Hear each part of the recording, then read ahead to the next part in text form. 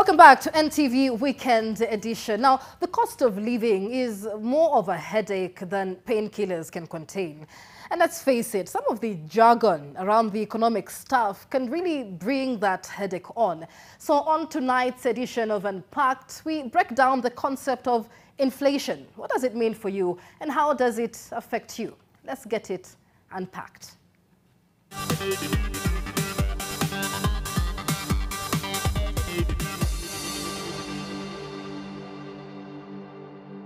Money, money, money. Sometimes so much, yet so little. Why? Well, inflation.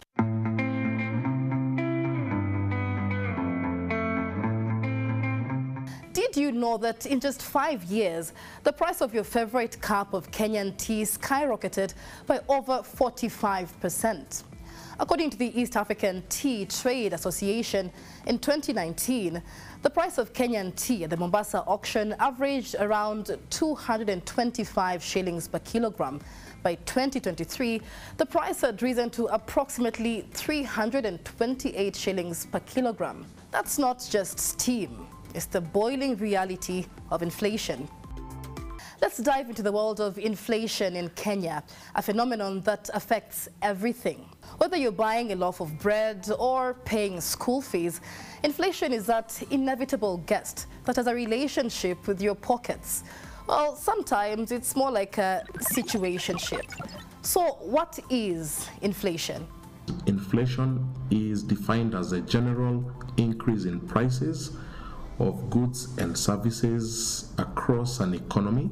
Let's say, for instance, a kg of sugar costs 100 shillings at this moment.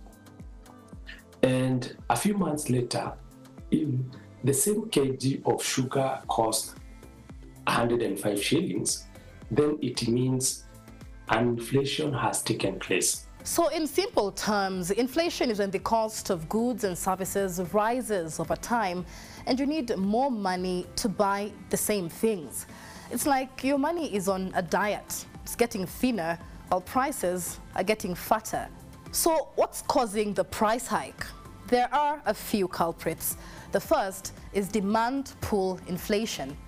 Demand pull really is a function of too much money circulating in an economy relative to the size of the economy. This normally is brought about by lax monetary policy, very low interest rates that really keep too much money circulating relative to the goods being produced. Let's talk about Mount Kenya.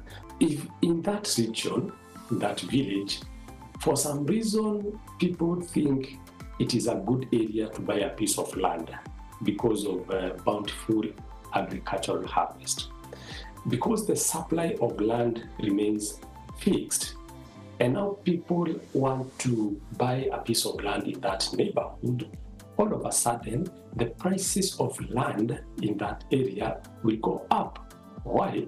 Because of demand and supply forces. And then there is cost push inflation. Picture this. Fuel prices go up, and before you know it, everything from your tomatoes to your matatu fare costs more. If the price of fuel jumps from 180 shillings per litre to 200 shillings per litre, then every manufacturer who is using fuel to do his manufacturing activities, then the cost increases. Same for water, same for raw materials. The cost of goods, the cost of operating a businesses go up. It means a business might have to cut back on expenditures, might sometimes have to lay off employees, and this can lead to unemployment. Inflation in Kenya is tracked using the Consumer Price Index, CPI, which measures the average change in prices over time for a basket of goods and services commonly used by households. Typically, you'll find different countries track these baskets of goods differently. Here in Kenya, as I said, the greatest weight is placed on food and non-alcoholic beverages. The overall year-on-year inflation rate, as measured by that consumer index, was 44.6%. in June 2024 compared to 7.9% in June 2023. The Central Bank of Kenya manages inflation by tweaking the central bank rates, or the base lending rate, which determines interest rates. Basically, it's changing how much it costs to borrow money. When inflation rises, the CBK may choose to raise rates, making borrowing more expensive. It's like a DJ at a club, sometimes playing the music that pumps up the energy, and not as many people can keep up. Then he drops the energy and plays more relatable songs to keep the party going. That's what the CBK did in February of 2024 when it raised its base lending rate to 13%, the highest in over a decade, to put the brakes on inflation. High interest rate means that the prices are increasing, while a low interest rate does not necessarily mean that the prices are falling. A drop in inflation means that the prices are now rising at a slower rate than they were before. When combined with, say, an increase or a wage growth, this makes the cost of living more affordable because you can buy more with the money in your pockets. As inflation rises, so does the cost of living, due to the classic domino effect, which lands squarely on the average consumer's table. Inflation also affects purchasing power.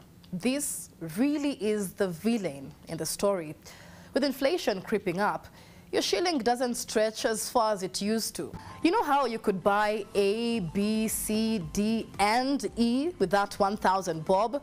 But now, when you get to C, there is literally no more money to see. Yeah, that pinch is real. If previously 100 shillings would have bought you a kg of sugar, and now that a kg of sugar is costing 105 shillings, it means your purchasing power has been reduced.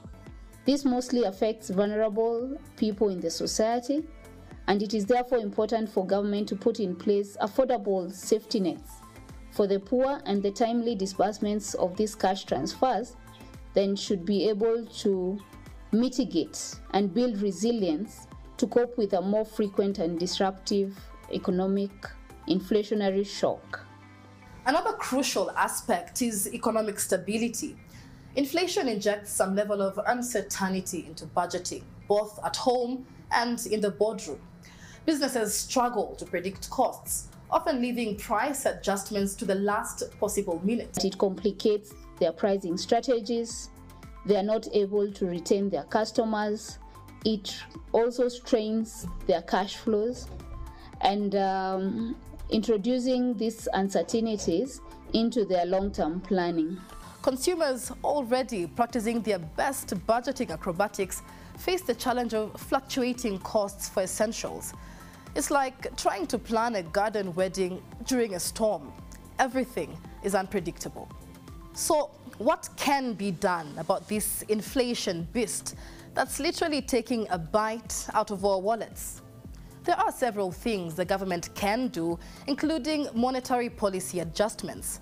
Control of money supply, where there is a direct link between money supply and inflation. Therefore, controlling the money supply can therefore control inflation. Other measures that government can include, this could be temporary waivers for tariffs and levies.